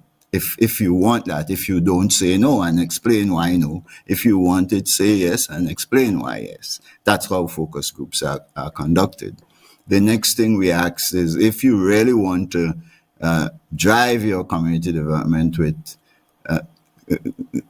your initiative as against wanting the THA to do it for you. Do you want to drive your own community development, or you want the THA to do community development for you? And they gave us clear answers to that and clear justifications.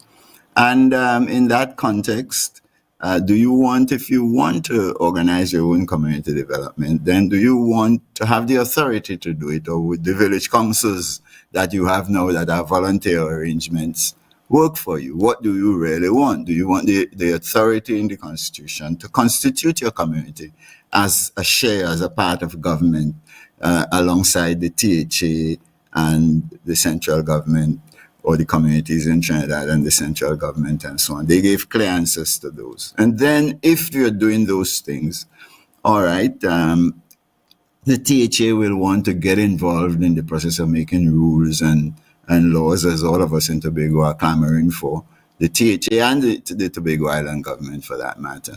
Well, what do you want in relation to that? Do you want to have the ability to tell the THA what you want done in your community with respect to laws and rules that might affect you?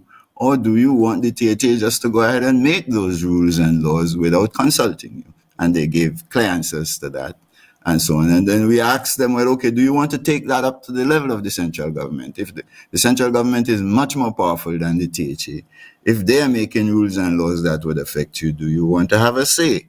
And they gave clear answers to those kinds of questions.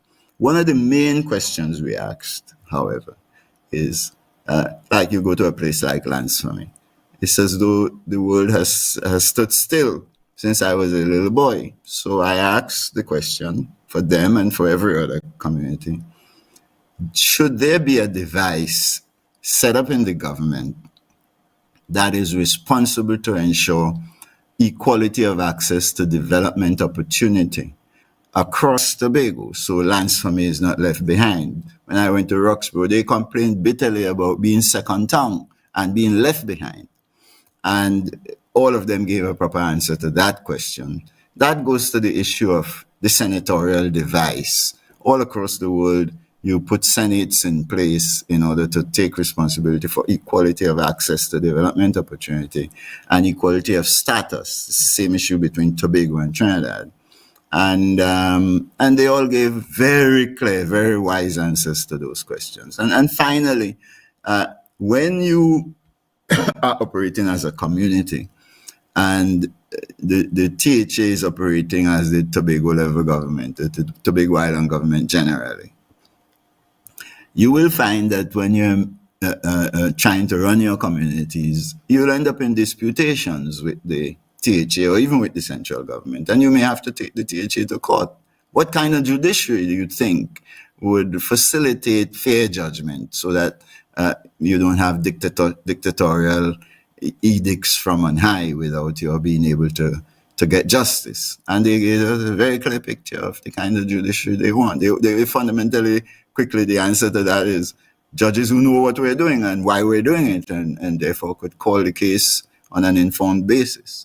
So these are all questions, the core sets of questions we posed. And based on that, they gave clear answers. And then they said, document what all of that means for the design of the Constitution that gives us the things we want, the rights we want in the country. Excellent. And some of the key insights, you said some very interesting things came out from these discussions from the individuals who would have participated in the study. So please, share with us some of those insights. Well, the single most important thing I find is that the communities are all saying they want to pursue their own development. They don't want to wait on the THA, and they made it clear what the THA is doing doesn't work for them. So they want to have enough rights encased in the Constitution to pursue their self-determination, to look after themselves without having to wait on the initiatives of the THA or the central government. That's a critical insight. That means they have things to do in crime prevention in their communities. They want to do investments and they want to protect what they're doing, protect their community members, and the right to do that must be part of what we're talking about in constitutional reform. They want not only the right to protect themselves, but the right to organize themselves as communities as government, not the village council volunteer arrangement that is there now. That right must be encased in what's recognized as a set of community rights alongside the individual rights in the communities.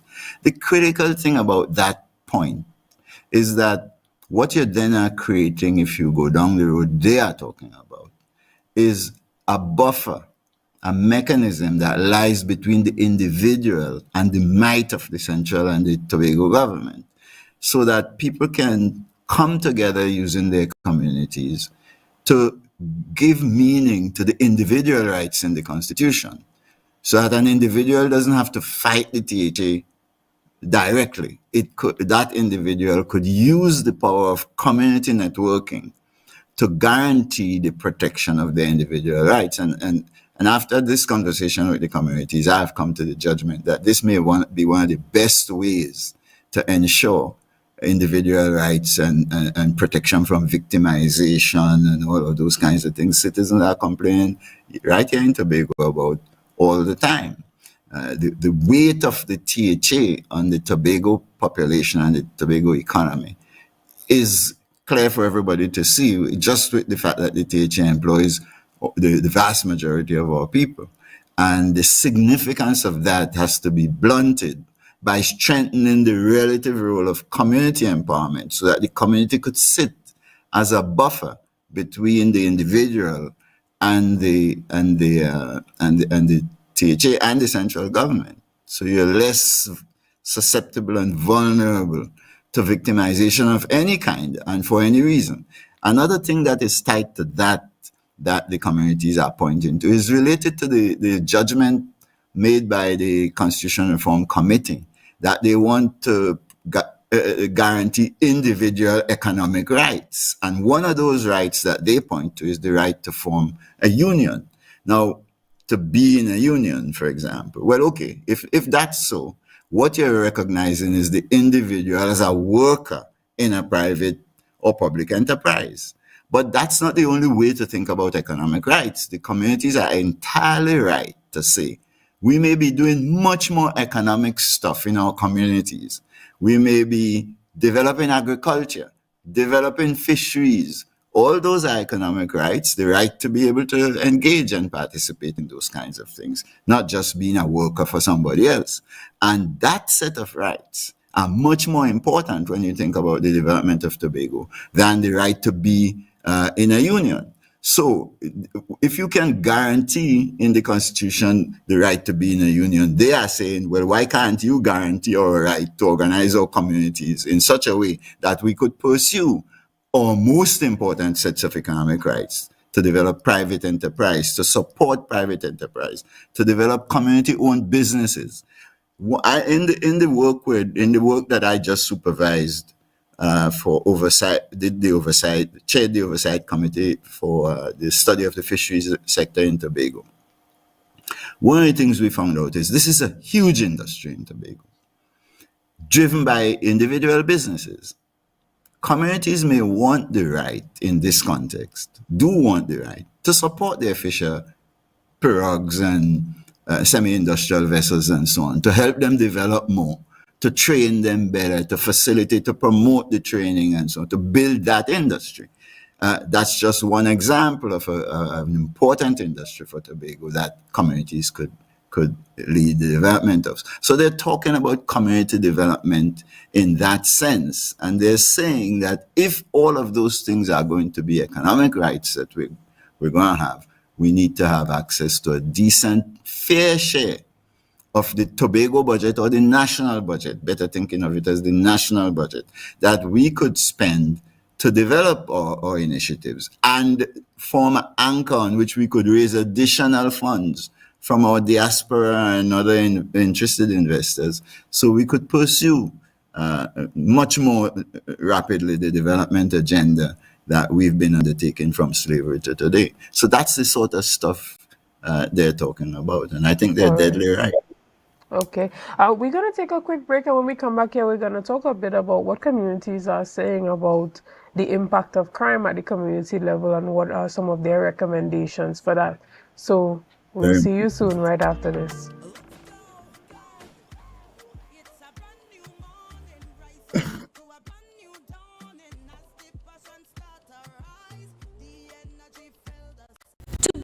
Glass Supplies has been a leading name for over 37 years in the glass and aluminum market in Tobago. We provide an extensive range of high-quality, innovative aluminum and glass products for commercial and residential use. Competitive prices with superior and professional services by committed employees who are guided by rigid quality standards. Tobago Glass Supplies specializes in the manufacture and installation of glass and aluminum products that are essential to today's homeowners and the business environment. We are engaged in marketing, sales, and installation of a variety of products. These ranges from windows and doors to necessities such as mirrors for homes and vehicles, designed and manufactured in-house or imported.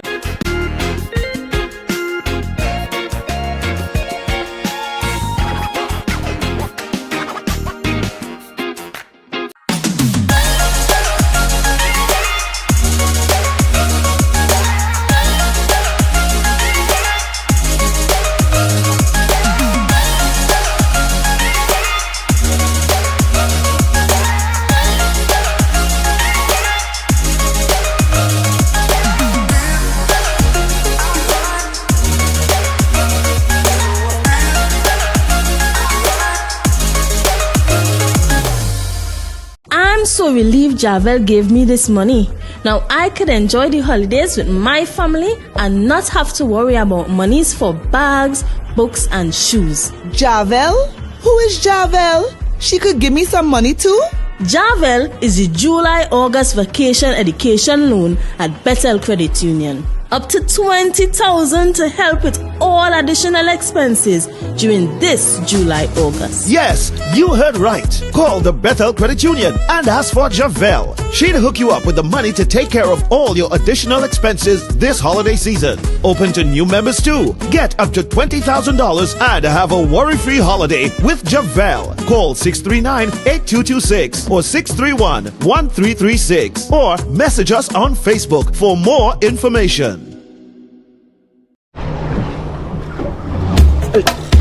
Yeah. Go in. You have to stop it. You have to stop it. Welcome to my kitchen, guys. You have to stop it every night.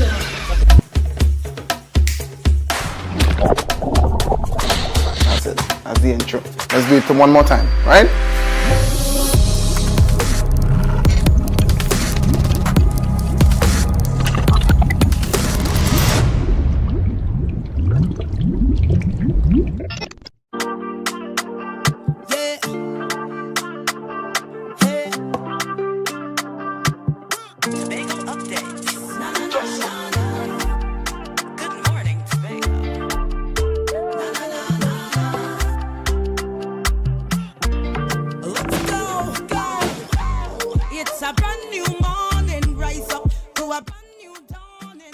Good morning, and welcome back to Good Morning Tobago right here on Tobago Updates. We have been chatting with economist Dr. Vanesh James, and we're talking about the Constitution, constitutional reform, his latest report, and what we can expect.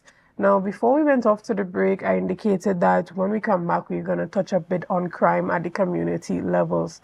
Now, we see that there have been a surge in crime here in Tobago, and people within the community are now becoming quite worried, not only of its personal and individual impact, but also for its economic impact.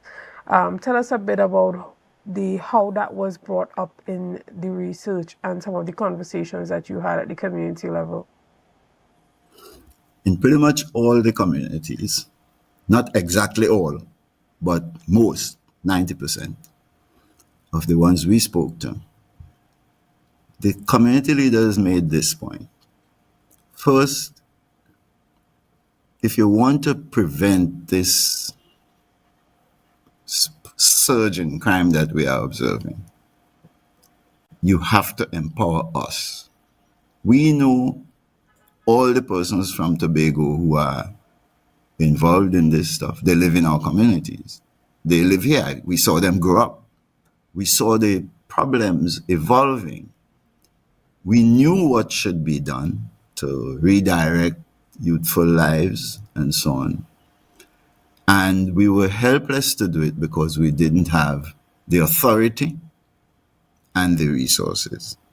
And they said, crime prevention, to put a stop to this surge, you have to remember that crime prevention is not policing. It's policing too. But the main part of it is prevention in the early stages of life, when you could intervene 4, 5, 6, 8, 10 years old and redirect people's lives with education and training and skill development and suggestion to better parenting, upgrade of support for parents, and so on. One guy in Plymouth made the point.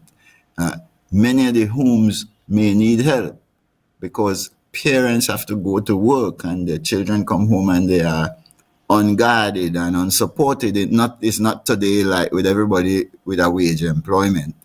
It's not like when I was young, when your tante and your cousin would be your caregiver when your parents not around. That has to be dealt with in the communities. And we need both a sufficient level of resources. Maybe the government could contract out some of the support they need to us. But we also need the authority to develop the programs to help the homes, help the families, help young people. One lady in Canaan Bonaccord said this to me in one of those sessions. She said, when Dwight York was evolving as a footballer, we had young people here in Canaan Bonaccord who were just as good or better than Dwight. We wanted to help them. Dwight was fortunate to get the help of Neil Wilson and Coach Sinclair and so on. We wanted to help these young people. They would have developed in the way we wanted them to develop, would have gone abroad, made money, come home, bring that back to the community and so on. We couldn't do it because we didn't have either the authority or the money. Many people like those slipped through the cracks, and now we're hearing their names in criminal type activity and gangs and what have you. If we do not deal with this at the community level, it will get out of control in Tobago, just like it's getting out of control in Trinidad and Jamaica. And I think I put that issue to Dr. Wendell Wallace, who is Tobago's premier criminologist. And he said, they're right. Crime prevention, and to put an end to what we're watching, is not simply a policing matter. It is fundamentally a crime prevention matter anchored first and foremost in the communities. Well, I think that's a lesson that we have to learn. The way we organize now, we wouldn't be able to put a stop to this kind of thing. But if we listen to what the communities are saying, we'll have a chance, because we'll nip it in the bud when we see it early in the lives of children. We don't have to send them anywhere to do it. You follow what I'm saying? Yeah, definitely. And when we even look at the other aspect of that, which you said it's not only a policing matter, but when we do look at that policing matter, what are some of your opinions on the proposal for a Tobago police service and the discussion surrounding having the Department of Safety and Security under the Tobago House of Assembly? Well, I have long agreed that Tobago needs a layer of policing outside of the current layer of central government controlled policing. And the communities do need to protect their own turf as well. So you need multi-layered policing, like you see in a place like the US, for example, where you have policing from the county level all the way up. So it's not just the FBI and the state police and stuff like that. It's all the way through. Wherever you see a problem that needs policing, you have to anchor the establishment of policing arrangements at all those levels, complemented by private capabilities and all of that. So I agree that by and large we need to do it properly, but you're not going to get good policing with the system of government that we are operating now, either in Trinidad and Tobago or in Tobago, because authoritarian government cannot manage sound policing. They do not have the access to the information flow that is needed for detectives and police generally to be efficient and effective in understanding and tackling and solving crime. We need to build a different culture of information sharing in the society so that it becomes a habit in the culture. You don't have to have the police after every crime run around and say the people need to share information with us, because you've put in place by the system of government you have arrangements for full-fledged information sharing that the police too will benefit from. Education will benefit from it. Healthcare will benefit from it. As it is now, we're running on a 20% information tank, and that is not going to allow us to deal with crime. So it's not enough just to put a layer of policing for Tobago. You have to set up the whole information system, and that means fundamental reform of the structure of THA and Tobago Island government generally. Right, and you also indicated that a number of communities have indicated the need, for them to be able to protect themselves. How does the firearm users license and being able to equip citizens, to protect themselves come into our conversation? They're not talking about, from the conversation I have with them, they're not talking about everybody having a gun and a license to carry a gun and so on, although that goes with farming as a part of the rights we've enjoyed over a long period of time. But they're not talking about that. They're talking about the community having the opportunity to take responsibility for securing what they're doing. So in other words, if we're investing in better vessels and better infrastructure and development of enterprises that are making money and so on, the community needs to be able to take steps to secure its overall development program, its investment program, its citizens and so on. So you need a community level capacity to secure, like at Tobago Island government level capacity to secure. All of them working hand in hand with different levels of authority to intervene and deal with matters. You see it, as I said, elsewhere in the world. There's no reason Tobago couldn't be part of that, or Trinidad and Tobago for that matter. So they're not talking about everybody having a gun in the house to shoot back at people and all of that. They're talking a much more organic, community-based networking initiative. That's the right answer, I think, too. All right.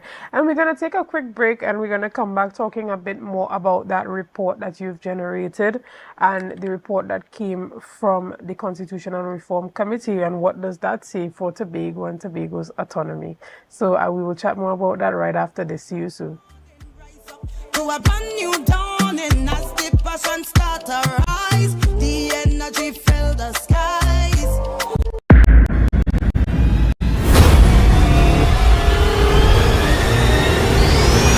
I'ma play some tune like this. Don't worry, my wife will back it up.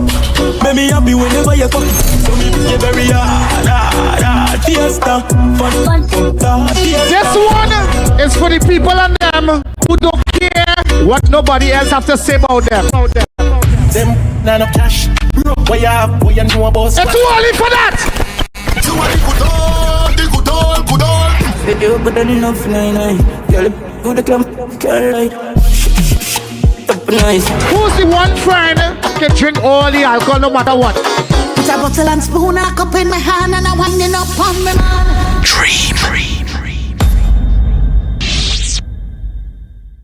Rotisserie, mouth-watering fries, salads, combos, and specials galore. Feeling for something to eat? Come and see. Our rotisserie is seasoned to the T. Kicking chicken, masala, and jerk roast. Crispy fries made from scratch. Who do you know can beat that? Or salads freshly cut and packed. When you taste it, you'll be wanting to come back. So come check us out on number 2 Robinson Street, Uptown Scarborough, Tobago. We open on Saturday nights from 7:30 to 11:30 p.m. Monday to Thursday, we're open from 10 a.m. to 9:30 p.m. and on Friday, 10 a.m. to 4:30 p.m. Contact us at 772-7443 and all social media handles at The Rotisserie Factory.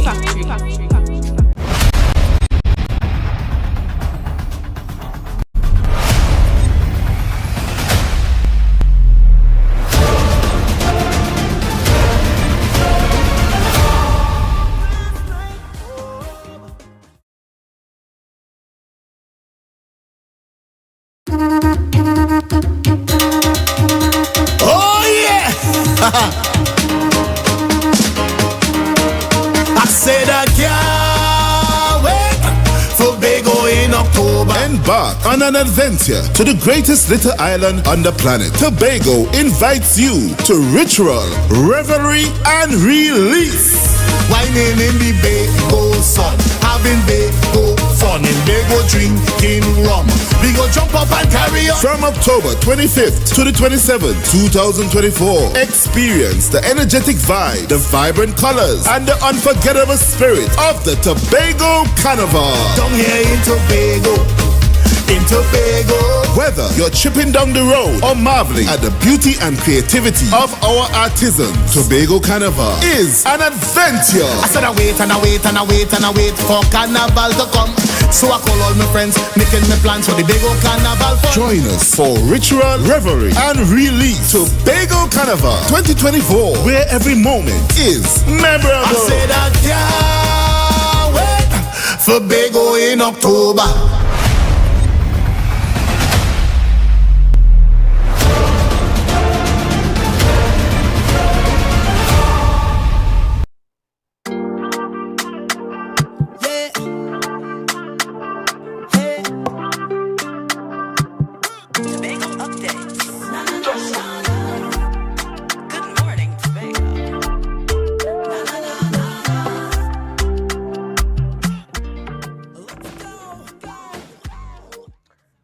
Good morning, and welcome back to Good Morning Tobago right here on Tobago Updates. We are chatting with economist Dr. Vanis James, and even as we return and we wrap up this morning's conversation, we're still chatting about constitutional reform.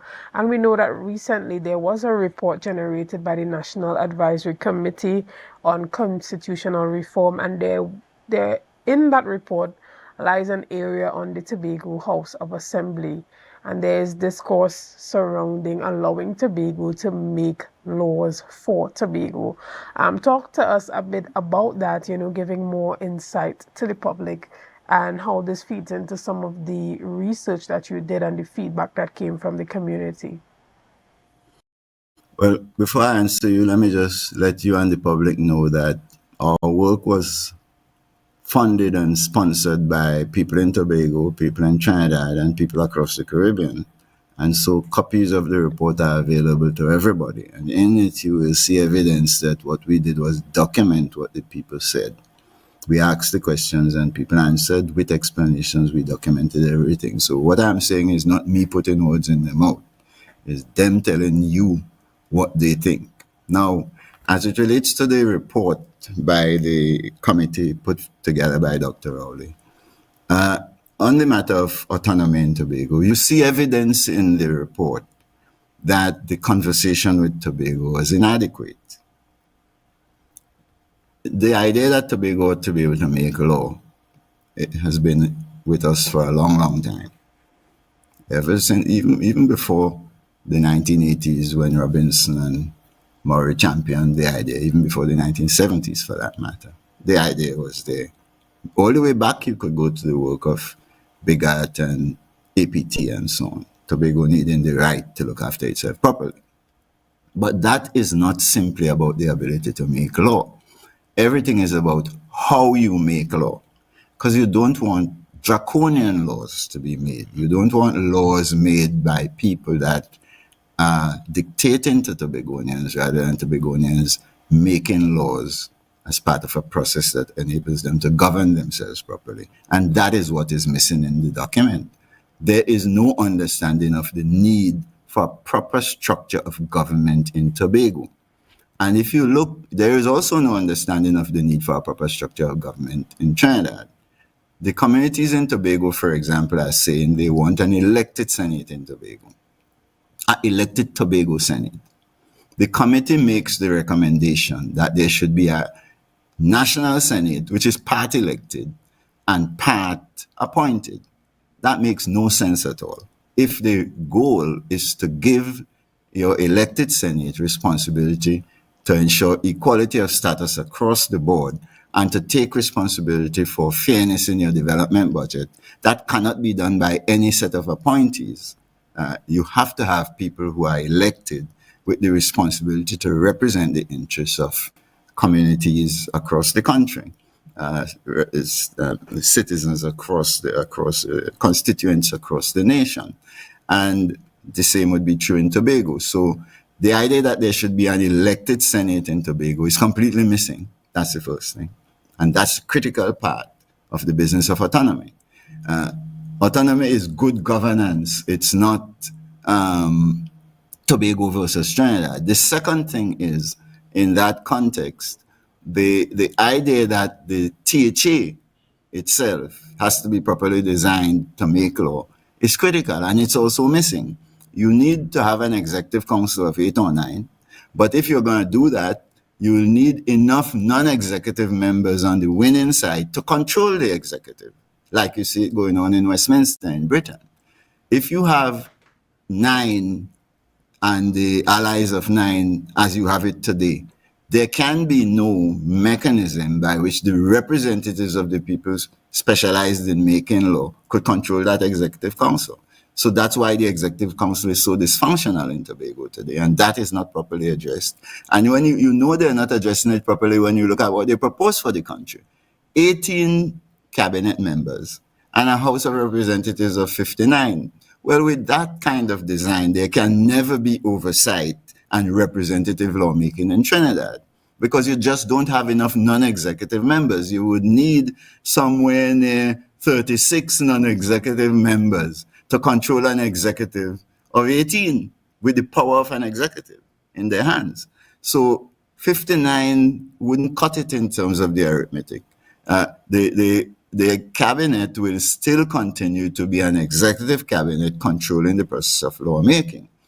That is not understood in the national design, and it's not understood for sure in the Tobago design. So this document is fundamentally flawed from the point of view of its understanding of what we need. And there's a final point to be made to the public, and that is this.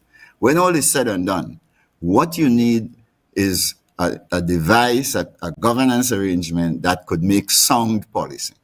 If you're going to develop a place like Tobago or Trinidad and Tobago or Jamaica or any other Caribbean country, a critical thing you have to understand is what the communities understand.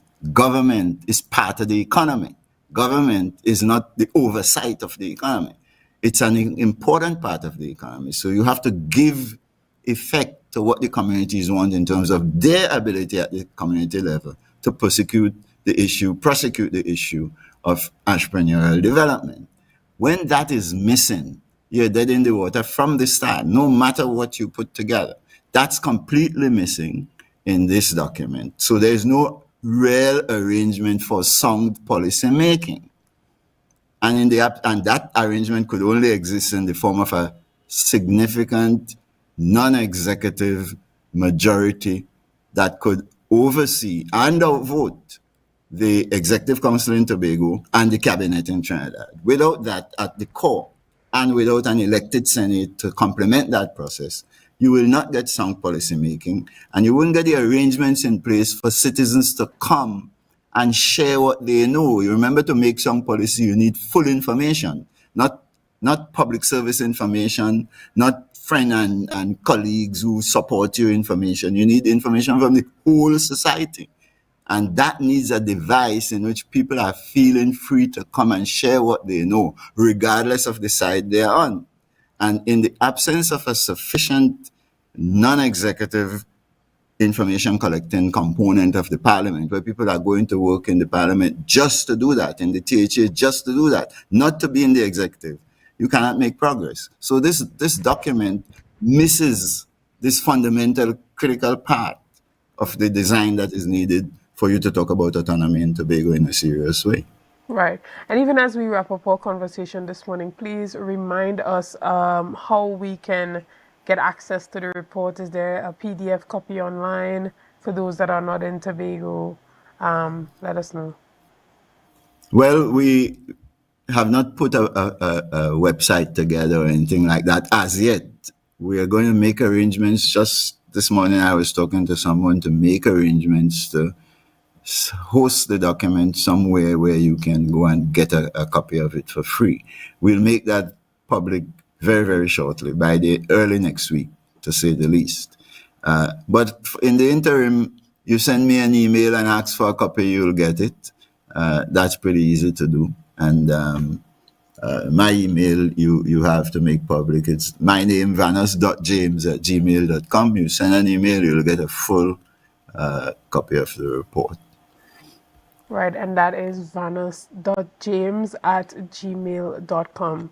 Guys, if you all are... right. All right. If you are outside of Tobago and you want to get access to that report on what is happening at the community level, you can definitely just send a direct email and get access to it. But unfortunately, this is where we wrap up the discussion this morning. And we want to thank you so much, Dr. James, for letting us know all that's happening on the constitutional reform front and all the work that you have been doing at the community level to allow Tobagonians to have a voice or a say where Tobago community development particularly is concerned. Again, thank you. Guys, we wrap up our show this morning right here. We want to thank you so much for sticking with us. Thank you for your likes, your shares, and your comments, and everything that you have been doing to make Tobago Updates the #1 broadcaster here on the island of Tobago. Again, thank you and have a great day.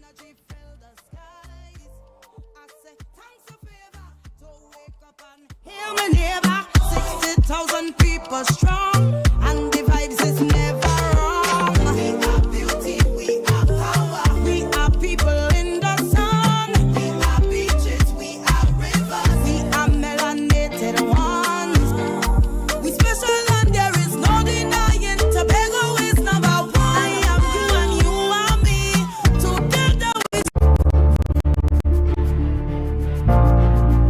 You're viewing Tobago Updates Television, your exclusive gateway to Tobago, broadcasting the beauty of this island paradise to the world.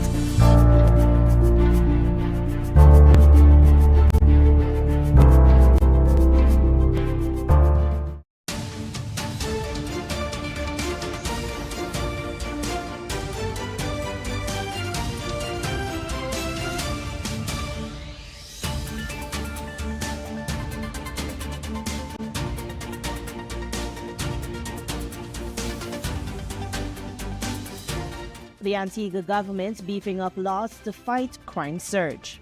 Anti-government protests mark 1-month election anniversary in Venezuela, and Jamaica's finance minister nominated for top IMF role. I'm Renee Sion, bringing you some of the big stories across the region in this Caribbean Week in Review.